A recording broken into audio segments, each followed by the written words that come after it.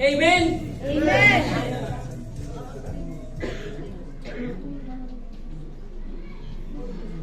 Nakabalo. Amen.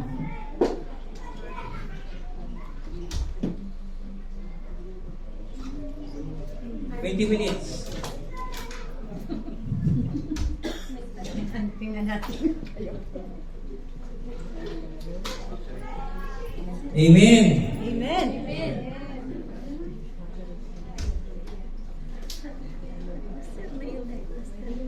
Merry Christmas. Happy New Year. Praise God. Yan.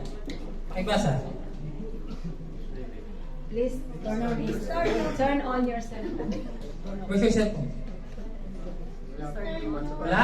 Naka-turn off. Turn off ko rin yung cellphone ko. Wala tayong oras ngayon. Ayun, oh. Magandang gabi sa inyo mga kapatid. Kamusta na? Magandang gabi, Echo.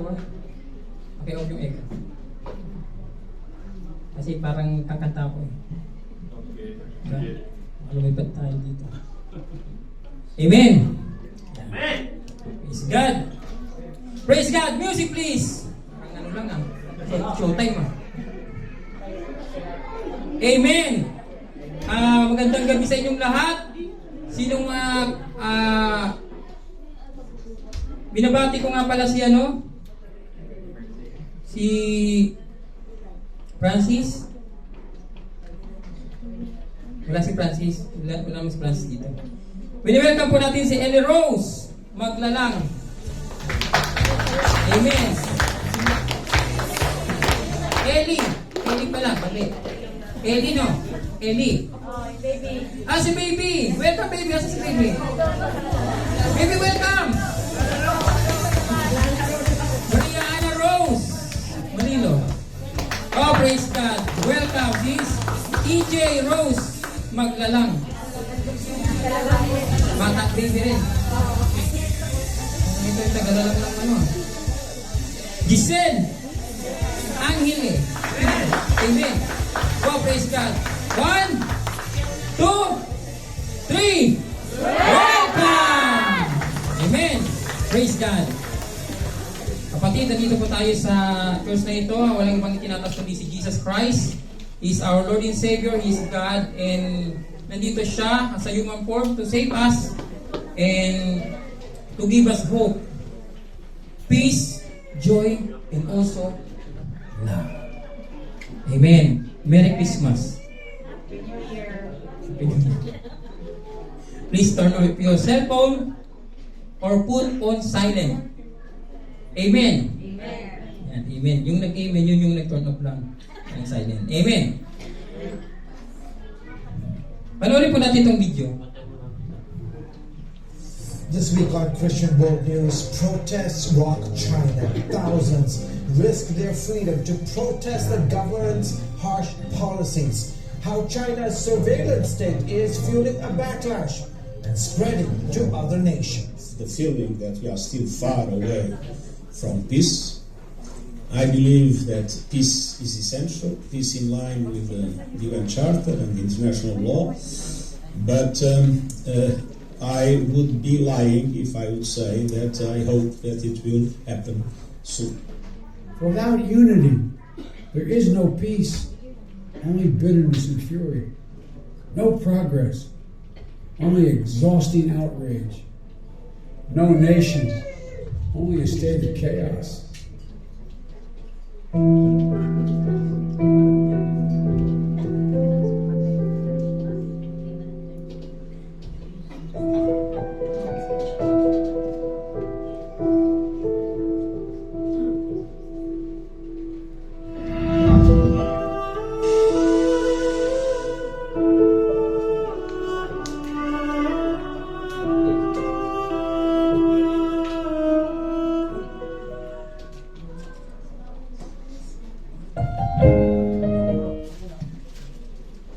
Amen.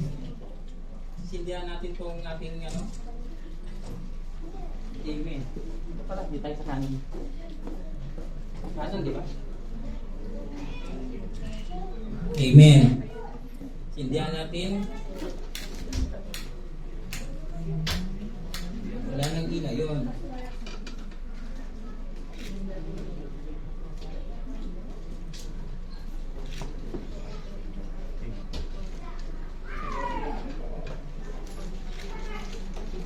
Amen.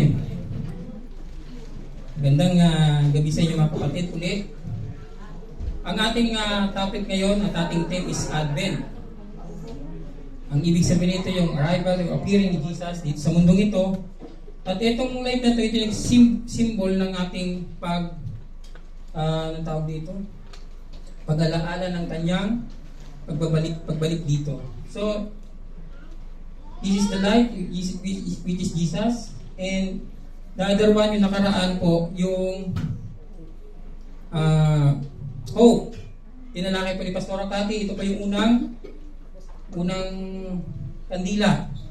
Yan. Yung pangalawa po, yan, yung tinatawag natin na peace. Yan. Hope and peace. So dun po sa pinag-usapan ng nakaraan is hope. Meron tayo pinag-usapan the promise of the real hope, provider and power of real hope. Amen. So this Advent nating this second week of Advent ay ngayon po is peace, the real peace. At ang liwanag ng kandilang ito ay nagrepresenta ng kapayapaan. Dumating si Jesus dito sa mundo ito. Amen.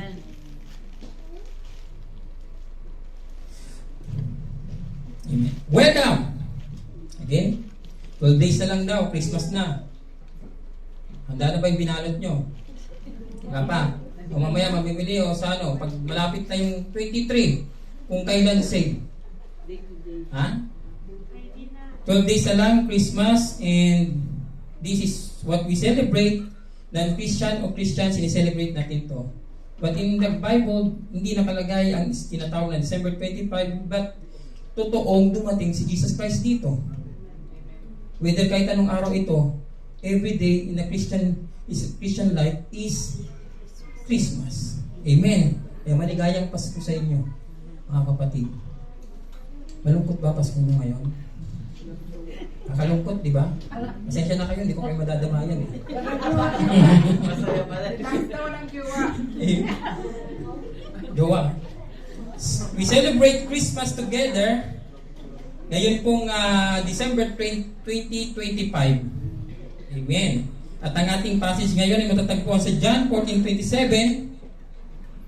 Yan. Sabi dito, magsitayo po tayong lahat mga kapatid. One verse lang ito. Kaya mabilis lang ito. Amen. Sabi dito, peace I leave with you, my peace I give you, I do not give to you as the world gives. Do not let your hearts be troubled and do not be afraid. Amen. Okay na po. Praise God. Team? Okay na po. Siya po na po tayo lahat.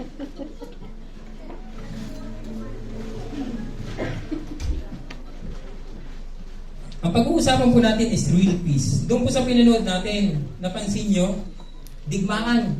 Diba? Sabi ni President Biden ba yan? Biden. Nanood yung ko. Biden, di ba? Biden, di ba? Ano? Biden. Ano ba? So, pinag-uusapan yung peace dito sa mundong ito. So, kahit ikaw, hinahanap mo talaga yung totoong peace. Posible ba na magkaroon ng peace dito sa mundong ito? O sa puso mo, o sa buhay mo? Amen. Sabi dito, peace, freedom from disturbance in state of period in which there is no war or a war has ended. Freedom. Diba? Peace. Sabi ni freedom! Diba? Ano kayo nun? Si Heartbreak, diba? Hindi nanonood. Braveheart, diba? Sabi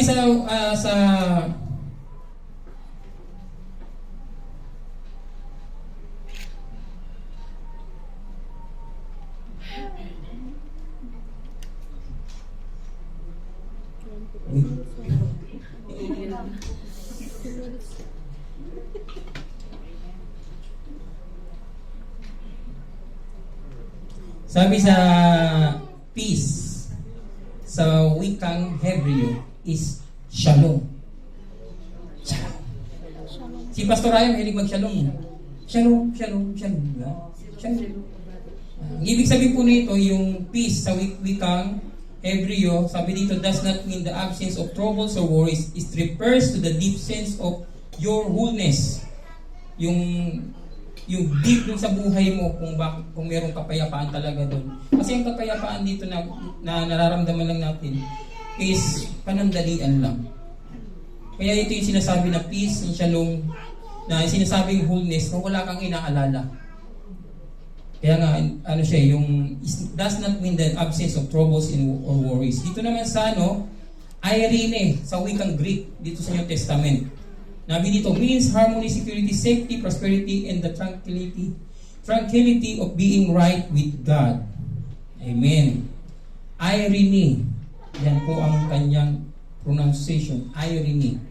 Peace be with you. Doon po sa pinanood natin, talagang grabe yung gera na yon. Kung sakaling mangyari yun dito sa UAE, ano pong gagawin natin?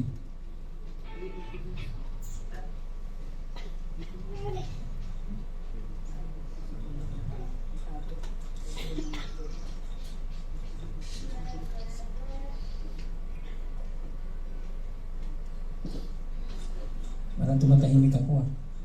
Bakit kaya?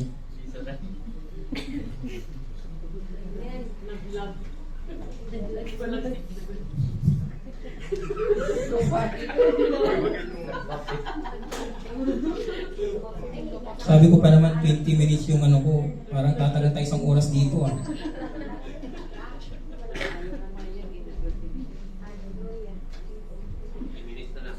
Ten minutes na lang, di ba? 10 minutes na lang? Bilis ah. Praise God. Tapusin natin to.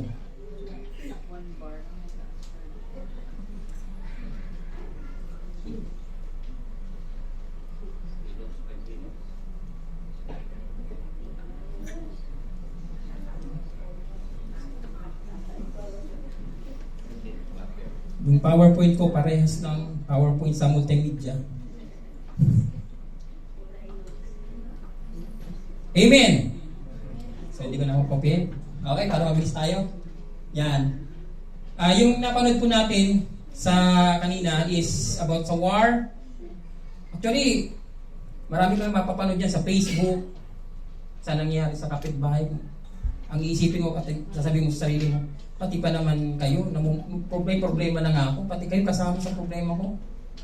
Diba minsan nasasabi mo sa sarili nyo, saan ba rito talaga yung kailangan ko ng peace? Pupunta ako ng Georgia, Kyrgyzstan, Canada, US. Diba? Chish. Diba? Ang dami nating gustong puntahan na lugar para makamit natin yung tinatawag na kapayapaan. Pero dito, sa napanood natin, parang pag nagkaroon ng gera dito sa UAE, kaya nga tanong ko, anong gagawin nyo eh? Kanya-kanyang backup, no? Unahin ko yung pamilya ko. Yeah? Ganon. Kapatid, hindi natin, kailangan, we have to pray always sa nangyayari sa mundo kasi hindi natin hawak. So, ang ating number 1 is real peace. Your real peace is about the provision of real peace is si Jesus Christ. Siya magpo-provide nito, and no one can provide this peace, only Jesus. Dito sa verse natin, ito kasi papunta na si Jesus nito sa sa langit. So nag-iwan siya ng kapayapaan dito sa mga disciple niya na huwag mangamba. Yan ang niya. At nag-provide siya nito sa kanyang mga disciple. Give me 1 minute. Minsan kaya dito yung ko.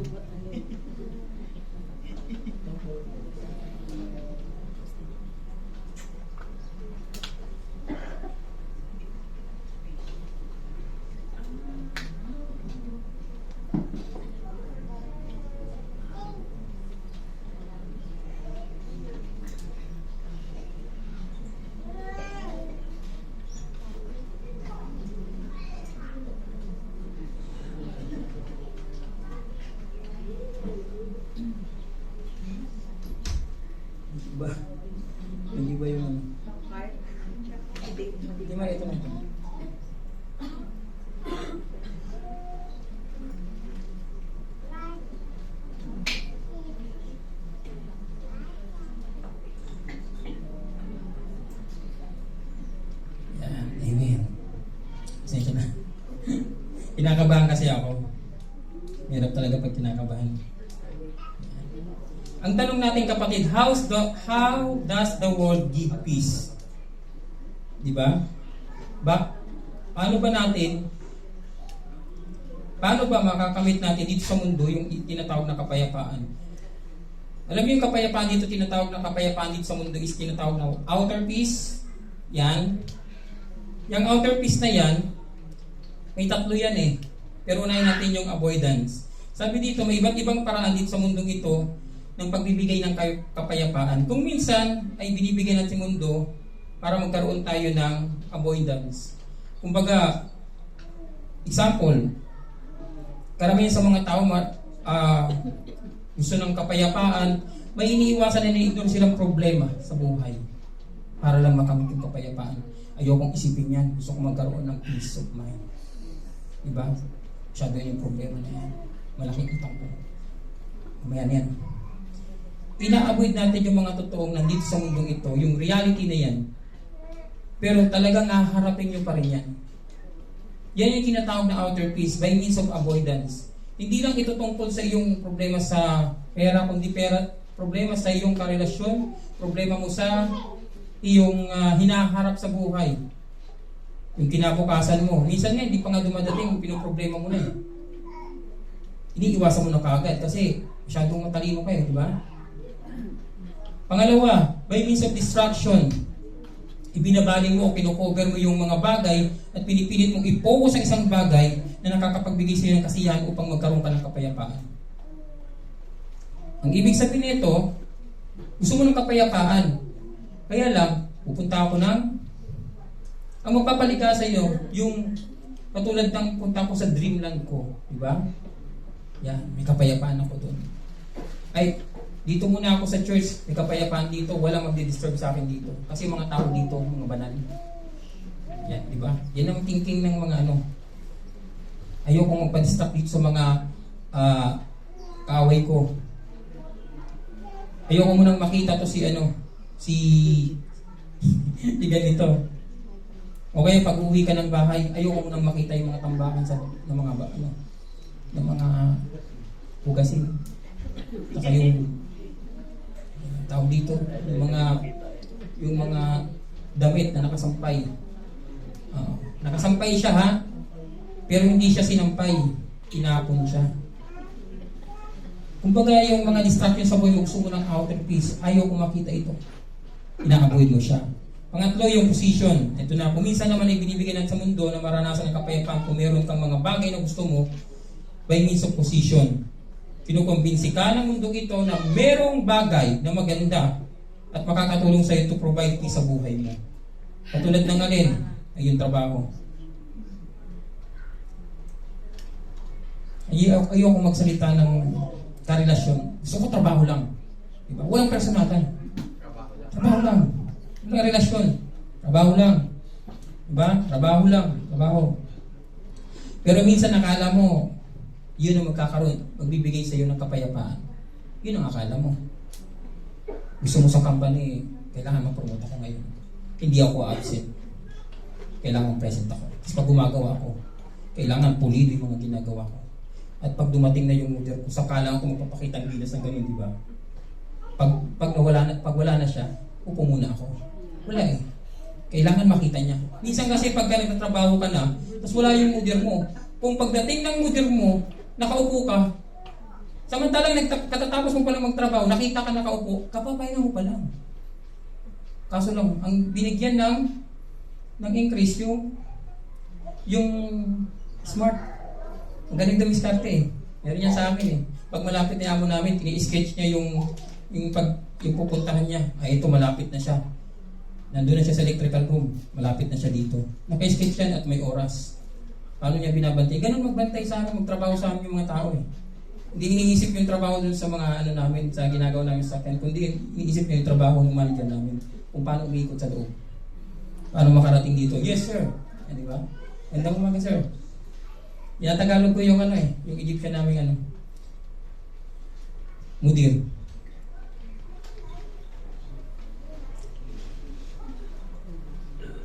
Nalulungkot sila. Kapatid, nag-iisip ka kung anong peace ang may provide ng mundong ito. Actually, marami kayong iniisip. Katulad bukas, di ba, pupunta tayong loo? Di ba? Parang ito yung peace of mind ko. Magpipishing ako. Susutin ko yung betting suit ko. Para, di ba? Para mag-swimming ako. Para mawala yung mga problema ko. Di ba? Yan po yung sinasabi natin mga kapayapaan dito sa mundong ito. Tapos yung may problema ka doon sa Pilipinas, pagpapadala sa iyong mga minamahal, akala nila pag sumasahod ka dito 3 beses o 4 na beses, kung makahingi sila 5 beses. Siyempre ikaw, namumblema ka. Asan ba rito? Buti pa dyan, nararamdaman mo yung Pasko dito. Nag-iisa lang ako. Sana sa araw ng Pasko, nakasama ko kayo. Diba? Yes. Yun ang laging natin, di ba mga OFW, di ba? Okay. No? Nakakalungkot, no? Naramdaman ko kayo. Pero hindi ko kayo madadamayan.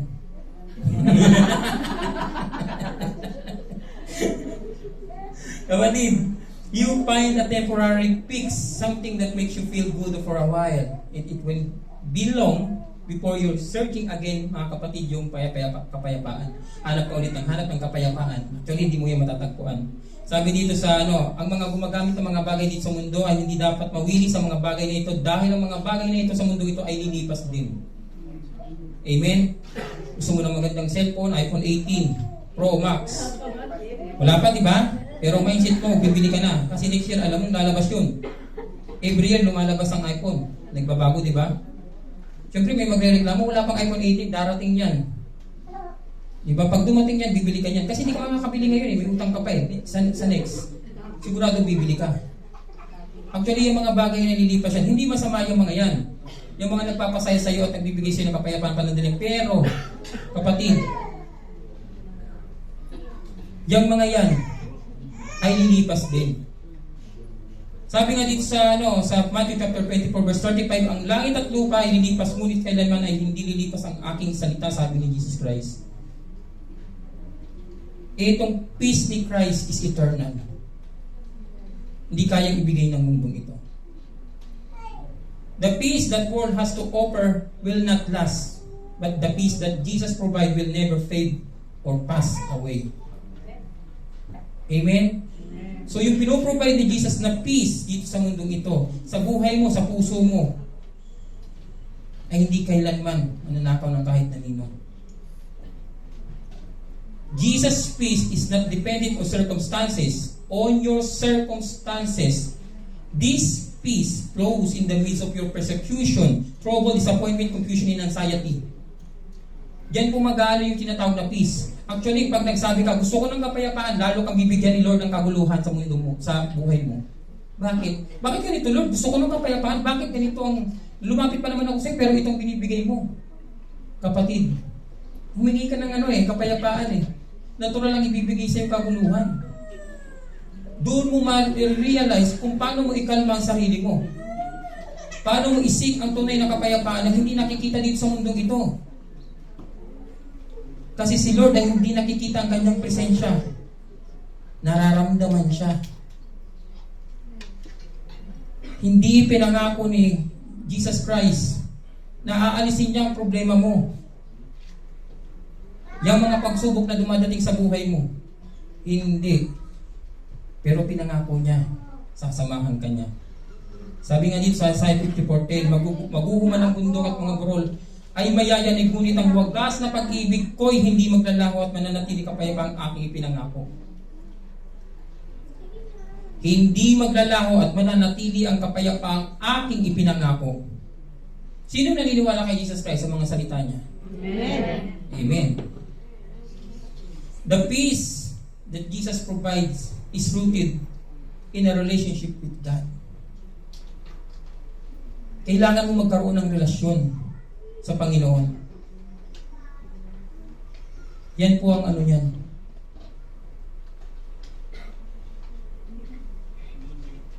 At kapatid, sa kaka-search mo ng kapayapaan sa mundong ito,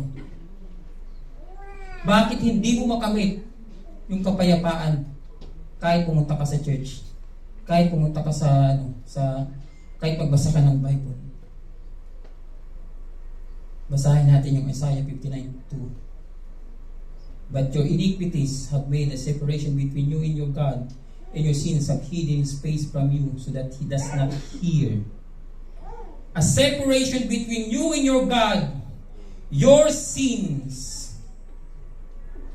Hindi porket pumupunta ka ng church, ay makakapunta ka sa langit. Pero naririnig ka ni Lord. Naririnig ka ni Lord. Pero sa oras na pinanindigan mo yung kasalanan sa buhay mo, tandaan mo, yan ang magkakaroon ng separation between you and God. Hindi ako nagsabi niyan, sa Bible yan. Hindi ko rin kayo ginokondemn, i-review ko kayo with love. Walang makakapagsabi sa inyo yan. Kasi masasaktan kayo. Walang iba na nagsabi sa akin din ito, kundi si Jesus. Through His Word in the Bible. At kung babasahin mo ito, tandaan nyo kapatid, decision. Sabi nga, for the wages of sin is death. For the wages of sin is death. Nakakatakot ito. Kasi yung sin na nag-separate between you and your God, yan ang umahad lang para makamit mo yung kapayapaan na sinasabi nga. Hindi mo matatagpuan sa mundong ito yung hinahanap mong totoong kapayapaan. Hindi. Until tanggapin mo siya. Sabi nga dito, for the wages of sin is death, but the gift of God is eternal life. Lahat ng sinasabi ni Jesus Christ is eternal word. Because He is eternal God.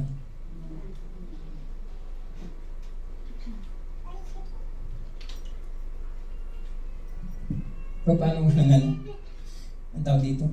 Charger. Jesus Christ brings between the holy God and the sinful human race. Ginawa niya ito sa buong sangkatauhan. Inako niya. Dinala niya ang ating mga kasalanan with you and me at inilagay niya yon sa krus ng Kalbaryo. Kaya nga pag mapapansin nyo itong Advent na ito, hindi lang ito sineselebrate natin. At pagdating ng 25 o 24, may Noche-Buena ka. Imbitahan nyo si Jesus Christ doon. Sa kalagitnaan ng inyong celebration, imbitahan nyo kung sinong may birthday doon. Saan kayo nag-celebrate ng may birthday? ng araw-kaarawan, pero wala yung may birthday? Sino yung gumagawa? Wala, di ba? Kailangan nandun yung may birthday. At dito si Jesus Christ, sabi ko nga kanina umpisa, walang ilagay sa Bible na December 25 si Jesus Christ. Pero itong katotohanan, dumating dito si Jesus Christ sa mundong ito para sagipin ka. May araw yun, yung time na yun. At kung ito man yung time na to, na isi-celebrate mo siya, at ang buong sangkatauhan dito sa mundo, bakit hindi? Kailangan mo lang i-open yung mind mo na si Jesus Christ ang umako lahat ng kasalanan mo. Kung kukontrahin mo ito, na hindi ka mapatawad yung sarili mo, may shame at guilt ka sa buhay mo, hindi mo makakamit ang kapayapaan hanggat hindi mo pinapakawalan ang iyong kasalanan at ibigay sa Kanya. Namatay si Jesus Christ para sa iyo at sa akin upang ibalik ang relasyon sa Diyos, sa ating Ama na sa langit, upang tayo mabigyan ng tunay na kapayapaan.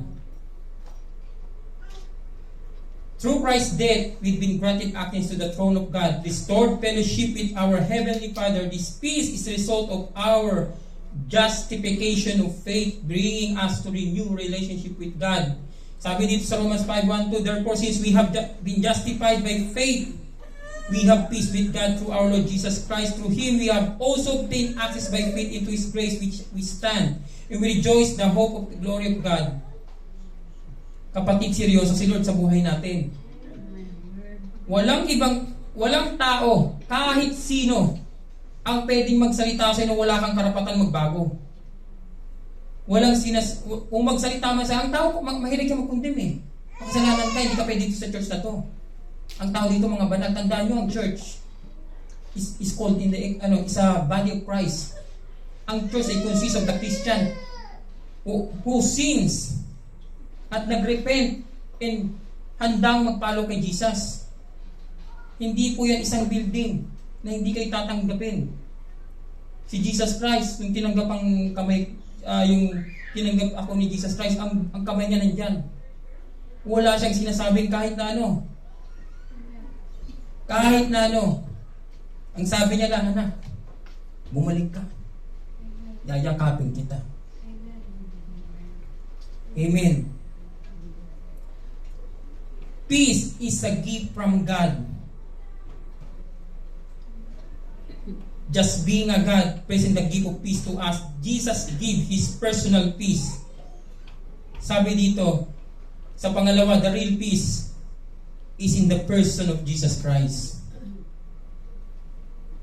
He is the Lord of peace. He is the Prince of peace. Nakakalungkot man mga kapatid. Hindi ang tao ang magdidesisyon para sa kapwa niya para magbago siya. Ang magdidesisyon yung taong mismong yun na sinasabihan. At yung nagsasabi mismo rin, kailangan niya rin na hindi maging righteous, self-righteous. Ang totoong kapayapaan na naramdaman mo kapatid, kaya mo sinishare yan sa iba kasi gusto mong maramdaman din nila. At itong person na ito na sinishare mo, walang iba kundi si Jesus Christ. Ang kwento lang lagi ang naririnig natin sa Biblia na sinasabi, si Jesus Christ ay pinako sa krus, namatay siya at muling nabuhay. Pinaka-importante sa lahat ng Kristiyano, tandaan nyo ito, ang muling pagkabuhay niya. Sa muling pagkabuhay niya, doon ka na-rescue. Walang karapatan ang kahit na sinong taong sabihan ka, husgahan ka. Ang tangi lang dapat gawin ng bawat Kristiyano is to encourage with His Word.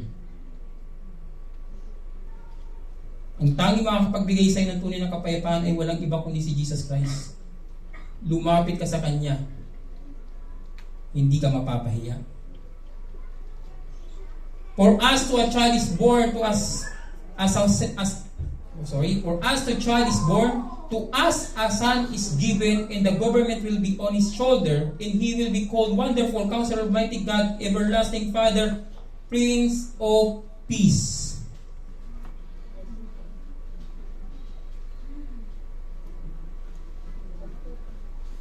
Napakahalaga kapatid na malaman natin na hindi lang sa okasyon ng December 25 maalala mo si Jesus Christ. Hindi lang sa pagpunta mo sa church tuwing Sabado maalala mo lang si Jesus Christ. Hindi lang kung meron kang may mabait na tao maalala mo si Jesus Christ. Hindi lang yung may nakilala kang o may kasalubong kang parehas mong Kristiyano, doon mo lang maalala si Jesus Christ. Kapatid, ang sabi ni God the Father, pumunta ka sa secret place mo, kausapin mo ako. Bigyan mo ako ng time. Mahalaga ang ating Pasko. Napakahalaga. Dahil na sineselebrate natin yung hari ng mga hari. Yung naglalang sa atin. Hindi siya basta-basta. At yung mga desisyon natin, hindi mo pwedeng sisihin sa iba yan. Sa'yo yan. Hindi pwedeng sabihin lang nila bakit yung isa, binaril yung isa, wala naman siya kamuang-muang. All things work together for good to those who love God. Kung totoong Kristiyano siya at namatay siya at pinatay siya, at Kristiyano yung namatay na yun, praise God. Bakit? Kasama siya doon. Itong katawan na ito, mamamatay ito. Mawawala ito. Masyadong pinapahalagan ito. Masyadong ito pinapaubis ang katawan na ito. Pero yung espiritu nyo, lampayatot.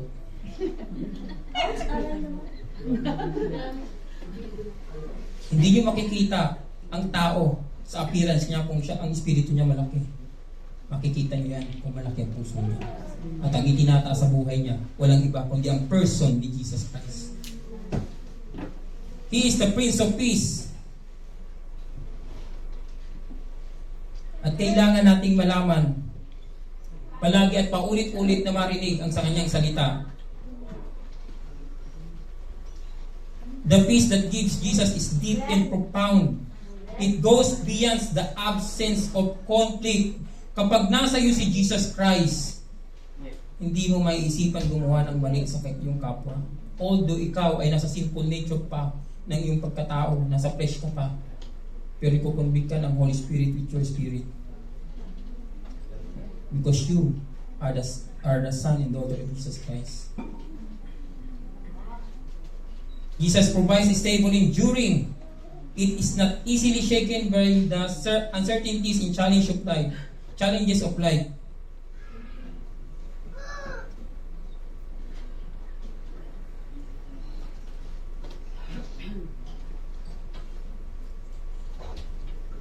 Yung pangatlo natin, the real peace is to practice of real peace.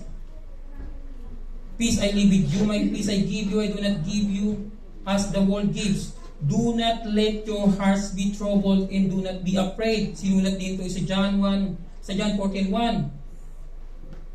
Believe in me, believe in God, and believe also in me. Do not let your hearts be troubled. Itong laging sinasabi ni Jesus Christ. Ang ibig sabihin nito, ang salita niya na sinasabi sa'yo, pagkatiwalaan mo. Practicein mo ang sarili mo. Kung hindi ka ganun kakatiwala na kahit na sino, at kahit si Jesus Christ na hindi mo nakikita, practicein mo. Na pagkatiwalaan siya, hindi masamang practicein. Na pagkatiwalaan si Jesus Christ, kung meron man sa buhay mo, ang nagdaan na hindi katiwa-tiwala ang tao. Si Jesus Christ ay nagkatawang tao at naintindihan kanya. Walang ibang nakakaintindi sa atin dito. Lubos na nakakaintindi sa atin si Jesus Christ lamang. Kaya hindi natin pwedeng sabing tao lang tayo. Nagkatawang tao siya para maintindihan tayo at maintindihan mo rin siya. Do not let your hearts be troubled. Believe in God and believe also in me. Maniwala ka. Ano man ang bumabagabag sa inyo, kapatid? Tandaan nyo, ang salita ni Jesus Christ at ang promise niya sa iyo na hindi kanya iiwan at hindi kanya pababayaan kailanman ay totoo. It requires an application sa buhay natin. Hindi ito para sa iba. Na kapag karoon ka ng kalaman sa Biblia, sa Word of God, iibabato mo sa iba. Hindi, para sa iyo yan. Kaya mo lang sinishare sa iba kasi naranasan mo ang goodness ni Lord. Naranasan mo yung peace ni Lord. Naranasan mo yung hope na may pag-asa pala. Sa iyo, Lord, may pag-asa pala. And I will put in practice this faith na meron ka. Itong pananampalataya na meron ka. Dapat pinapractice ito. Gusto yung practice natin? Paano? Bibigyan ko kayo problema. Hindi ako magbibigay pala. Magkakaroon talaga tayo ng problema. At lahat tayo may problema. Pero sa kabila ng problema na yung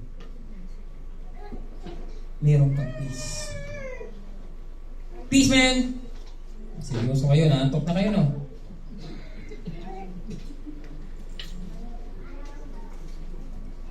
Itong Paskong ito, darating. Wala akong regalo sa inyo. Ang tangi ko lang masasabi sa inyo ay ibaba ang salita niya dito at siya makiusap sa puso niyo. Ano man ang bumabagabag sa buhay mo, sabi niya, kalma lang anak. Isip-isip muna bago pa gumawa ng isang hakbang na iyong ikakasama. Kailangan i-practice nyo yung tinatawag na kapayapaan na na-receive nyo. Sino ba dito ang naka-receive ng regalo? Lahat naman tayo naka-receive na, di ba? Ang tanong dito, ay itong tanong ko, Hindi yung naka-receive kasi marami na pala kayo na-receive, di ba? Ano yung pinakagusto nyong regalo na natanggap nyo? Di ba? Excited kayo, di ba? Pero hindi nyo bubuksan. Lalagay nyo lang dun sa cabinet. Di ba? Ano ko to? Collection ko. Hindi mo pala alam yung sinasabing sneakers na yan, no? Yung sneakers ba, yung sapatos, ang nakalagay puro sneakers na chocolate. Kasi hindi mo binuksan eh. Binigyan ka ng bike. Kailangan mo bike eh. O motor na lang, sabi natin, 1,000cc. Diba? Parang hindi siya magasgasan, hindi mo siya dinadrive. Diba? Ano bang gamit ng bike? Diba? Gamitin, diba? Para sumakay ka. Practicein mo kung di ka marunong. Para matuto ka. Ganun din yan sa mo. Sa pananampalataya mo. Para magkaroon ka ng totoong kapayapaan sa buhay mo. Kailangan pag nagpa-practice ka, kailangan ini-enjoy mo. Hindi yung parang required lang sa'yo. Na kailangan kasi ito ni Lord eh. Kailangan kasi ito ni Lord. Kailangan kasi ito ni Lord. Kasi required to, nandito ko required to. Hindi kapatid. Ang puso mo binabasihan dito. Binago ka ni Lord. Yung puso mo. Nagdesisyon ka na ipabago yung puso mo.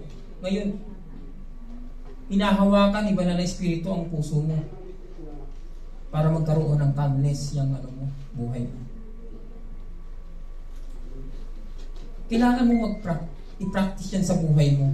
Kasi mukhang nakakalimutan yata natin. Sabi ko nga, itong Pasko lang natin gagawin yan. Hindi kapatid. Araw-araw mong gagawin yan. Meron nga kaming kapitbahay. Yung, siyempre, lakas-lakas ng pagtugtog namin. Doon sa baba. Tapos pumunta doon. Sungit-sungit, ang ano-ano. Diba, siyempre, kahit sino naman tao eh. Magagalit kasi ang ingay-ingay ng mga nandun sa 401 eh. Diba? Kasi practice sa practice, madaling araw na natatapos eh. Parang ayaw magpatulog eh. Diba? Ganon. Di kinausap ko ngayon, another day. Kinausap ko, pinuntahan ko. Pagpunta ko dun, ang bumungad sa akin, anong kailangan mo? Anong kagad, diba? Hindi mo pero nagsalita kung anong kailangan ko eh. Mamaya, naniningil lang pala ako. Sabi, anong kailangan mo? Makikipag-usap na ito. Walang dapat tayong pag-usapan. Ganyan ang sabi. Tapos yung lalaki may tato, hanggang dito. Sabi ko, wala akong tato, wala akong ipapakita. Ang ipapakita ko lang yung mga butas dito sa kung mukha ko. Yung ganyan. Tatawa si Richie. So, kasi di ba yung tato, binubutas siya, di ba? Oh. Ito, wala naman to, normal to. Nature yan, nature. So, nung natural. So, nung pumunta ako doon sa baba, yan, sinabihan ko siya, yung lalaki, sabi ko, kasi po, yung matagal na po kami dito, ngayon po lang na may nag-Vietnam. Anong ibig mong sabihin? Ha? Sabi niya ganun. Dahil kami dito, bago kami mag-a-adjust sa inyo, dahil kayo matagal? Sabi niya ganun. Ay, hindi po ganun.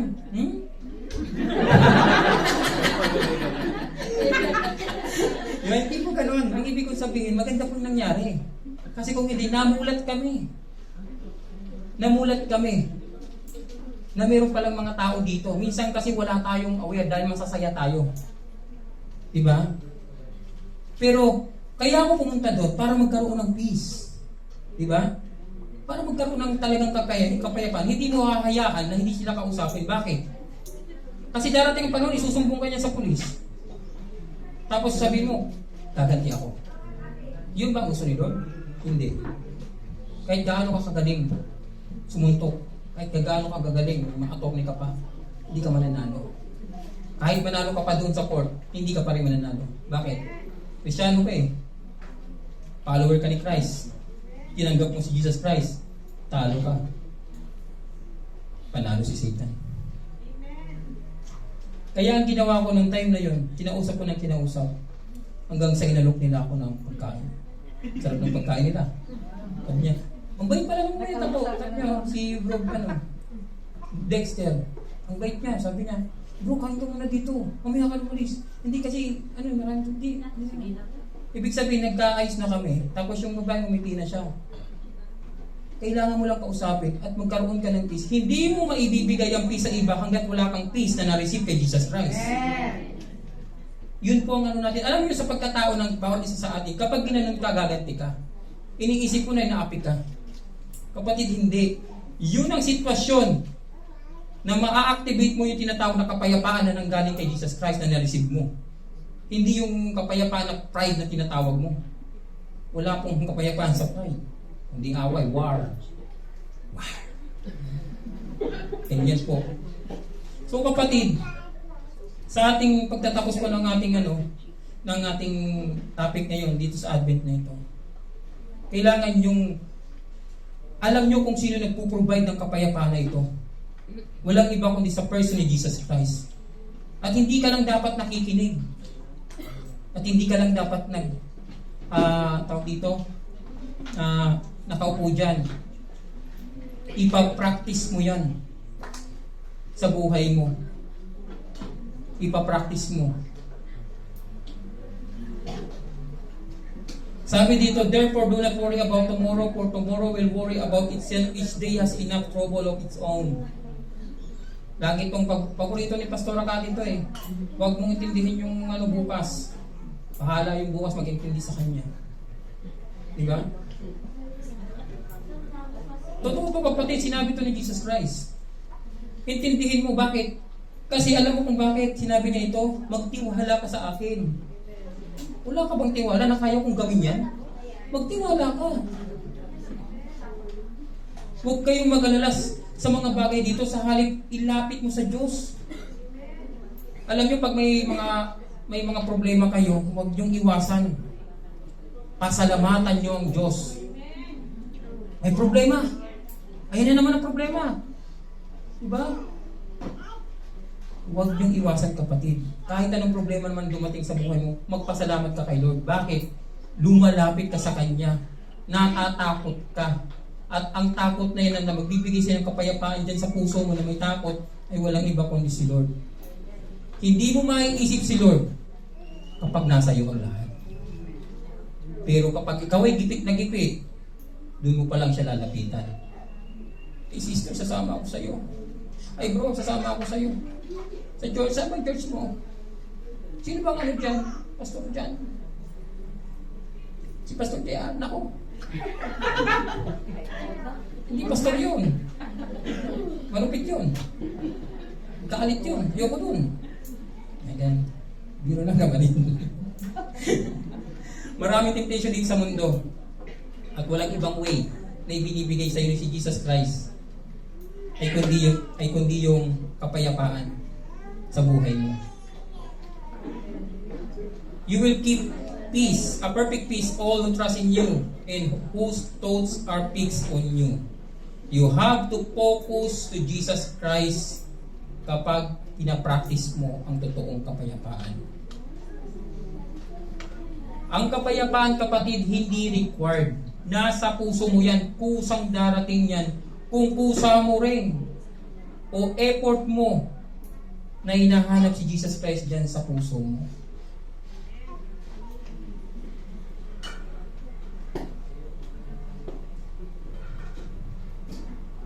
Two minutes. Yan. Bro, kaya power ano ngayon? Ano lang, 30 seconds lang. Doon sa dulo. Dulo muna. Feel the love He felt for us when He bore our sins. Listen to His words, let them come alive. If we know Him as He is, there is peace in Christ. He gives us hope when hope is gone. He gives us strength when we can't go on. He gives us shelter in the storms of life. When there's no peace on earth, there is peace in Christ.